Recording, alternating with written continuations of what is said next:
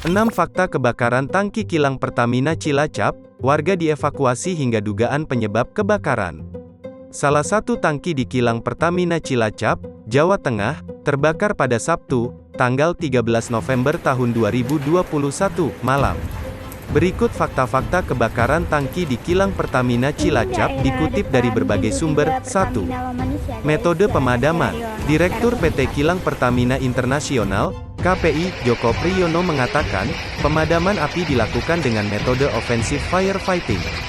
Skema pemadaman ini menggunakan kapasitas air 9.000 galon per menit.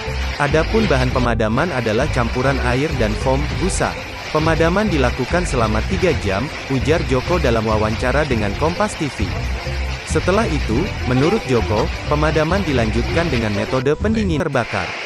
Warga dievakuasi ke tempat pengungsian sementara di Aula Kelurahan Lomanis dan Masjid Baitul Munir, Lomanis. 4. Pasokan BBM aman. Pertamina memastikan pasokan bahan bakar minyak, BBM, dan LPG aman dan tidak mengalami gangguan meski terjadi kebakaran tangki di area Kilang Cilacap, Jawa Tengah, Sabtu, tanggal 13 November tahun 2021. 5. Tangki Pertalite. Tangki yang terbakar berisi produk Pertalite. Hingga saat ini, Pertamina belum mengetahui secara pasti penyebab kebakaran. 6. Jalanan diblokir. Kapolres Cilacap AKBP Eko Widianto. Jangan lupa subscribe, share, komen,